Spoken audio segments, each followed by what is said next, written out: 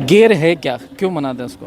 ये देखो इसके कुछ दिन पहले अरनोद में नगर पालिका की घोषणा हुई, फिर दलोट में, और उसका सोशल मीडिया पर सिर्फ तमाम पार्टी के लोग मानने वाले, दलोटवासी जो किसी भी पार्टी के, वो भी एक ग्रामीण होने के नाते वो भी विरोध कर रहे हैं, और फिर यहाँ के जो लोग हैं वो भी विरोध कर रहे हैं। तो उसका नुकसान क्या और फायदा क्या?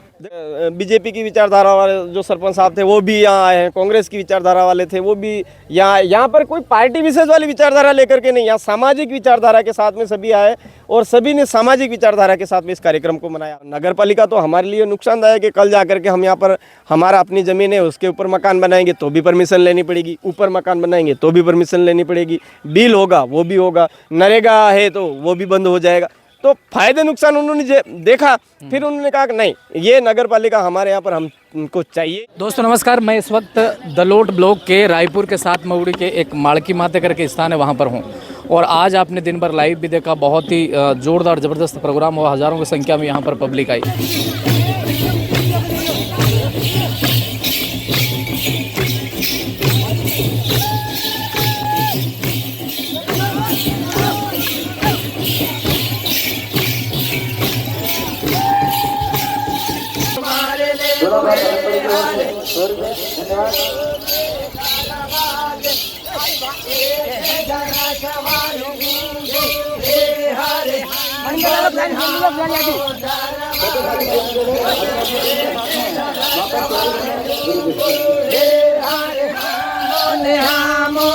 दरवाजो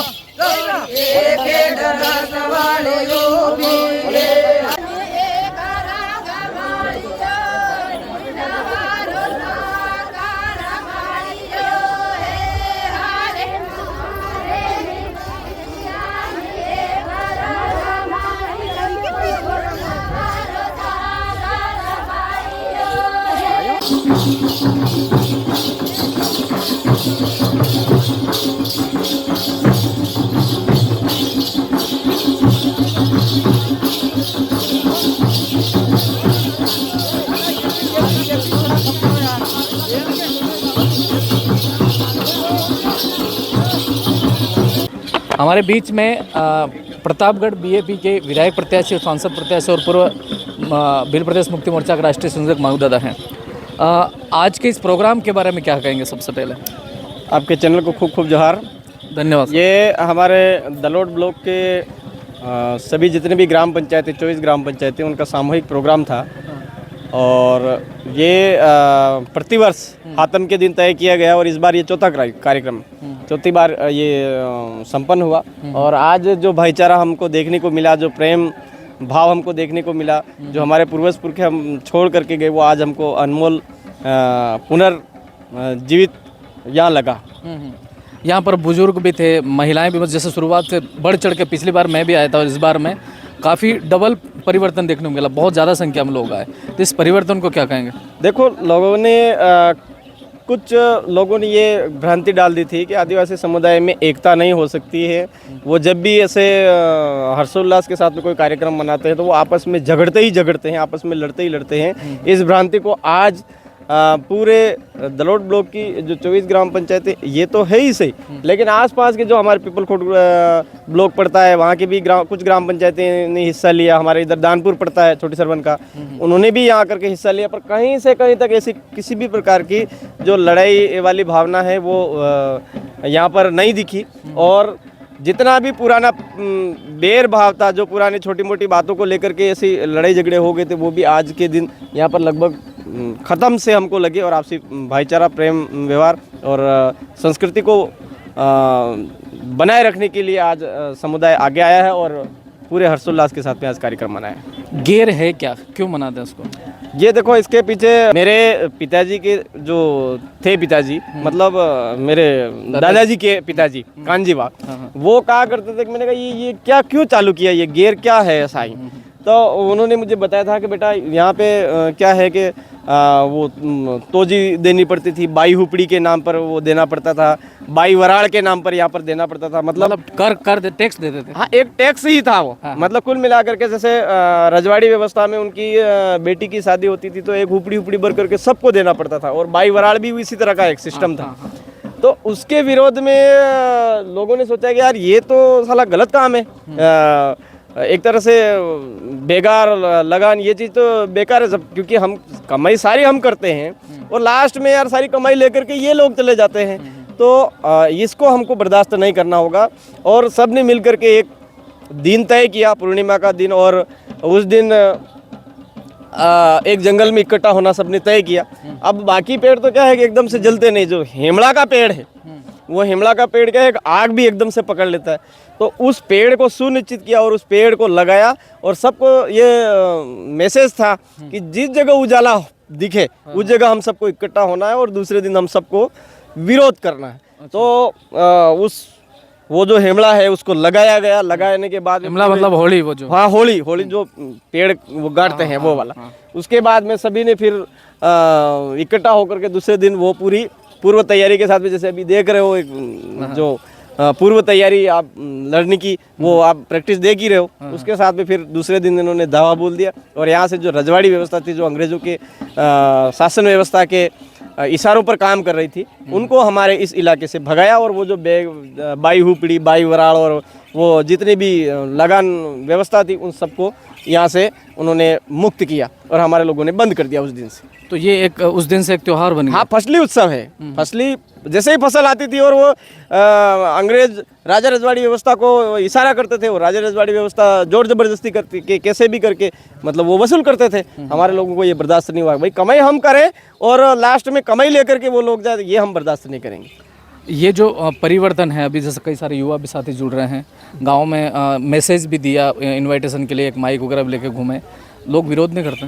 देखो अभी तक तो किसी का विरोध नहीं आया है। अभी तक यहाँ पर कहीं से कहीं तक किसी भी पार्टी विशेष का किसी ने भी वो नहीं बताया और सभी ने एक सामाजिक भावना, अभी आपने देखा होगा यहाँ पर हमारे बीजेपी की विचारधारा वाले जो सरपंच साहब थे वो भी यहाँ आए हैं, कांग्रेस की विचारधारा वाले थे वो भी यहाँ पर कोई पार्टी विशेष वाली विचारधारा लेकर के नहीं, यहाँ सामाजिक विचारधारा के साथ में सभी आए और सभी ने सामाजिक विचारधारा के साथ में इस कार्यक्रम को मनाया, आपसी प्रेम व्यवहार के साथ।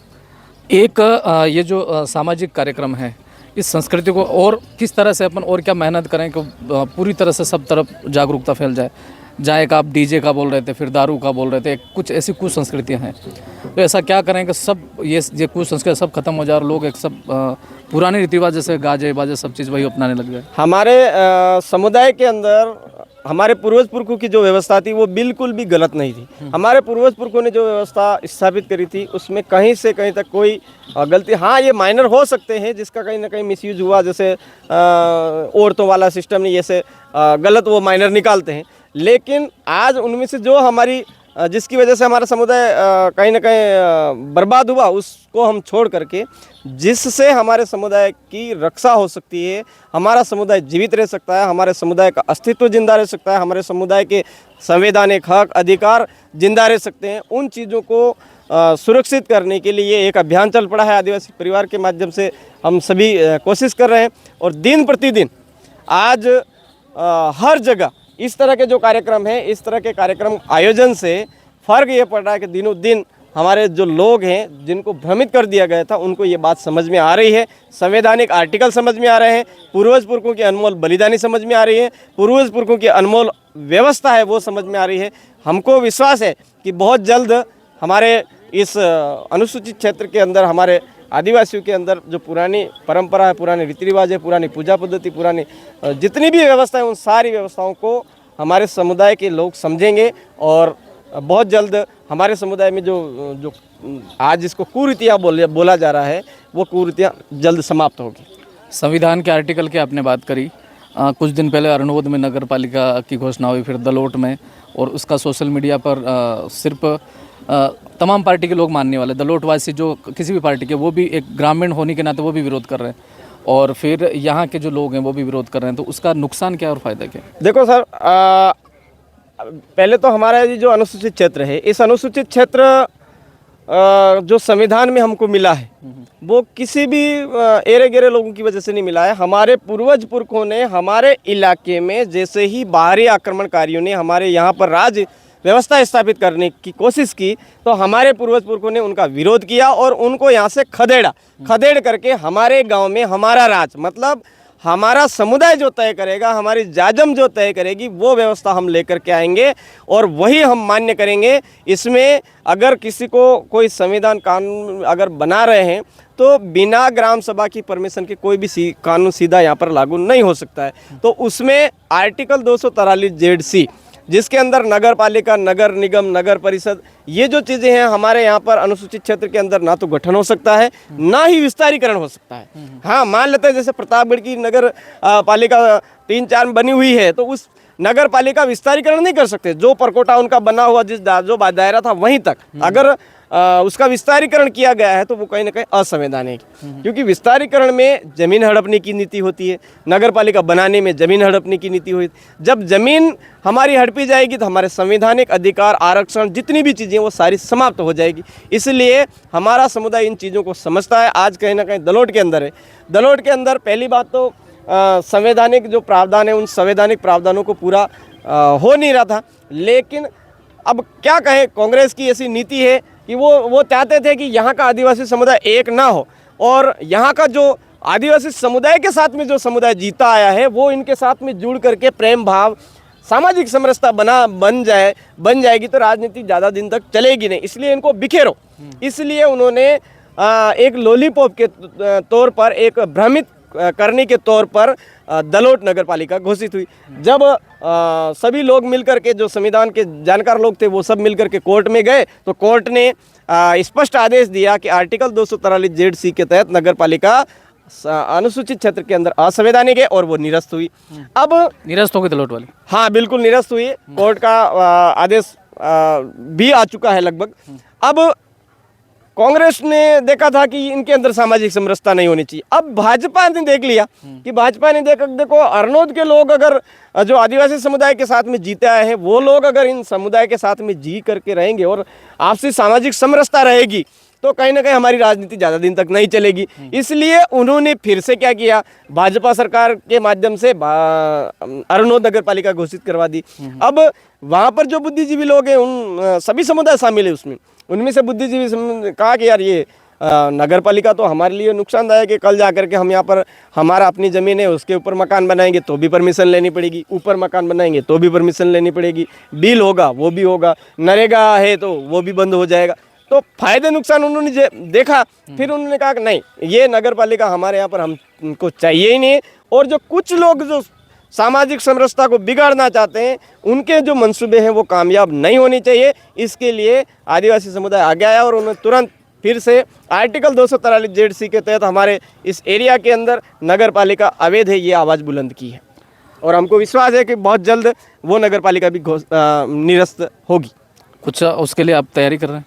देखो, हम कौन होते तैयारी करने वाले? हमारे इस इलाके के लोग, संविधान को समझने वाले लोग हैं, वो सभी इस ओर आगे बढ़ रहे हैं कि संविधान की हत्या नहीं होनी चाहिए। संविधान जिंदा है तो हम जिंदा है, क्योंकि उसके पीछे संविधान जो आज बना हुआ उसको बनाने के पीछे हजारों पूर्वज पुरखों ने अनमोल कुर्बानी दी है, बलिदानी दी, तब जाकर के संविधान तैयार हुआ। वर्तमान में जो लोग हैं, स्वार्थी लोग हैं, कुछ वो उन्होंने ना तो उंगली कटाई ना नाखून कटवाए, उनको पता ही नहीं संविधान होता क्या है और पूर्वज पुरखों की अनमोल बलिदानी क्या होता है वो उनको नहीं पता है। इस वजह से वो घोषित करवा रहे हैं। क्या कहना चाहेंगे इस मौके पर, क्या मैसेज देंगे?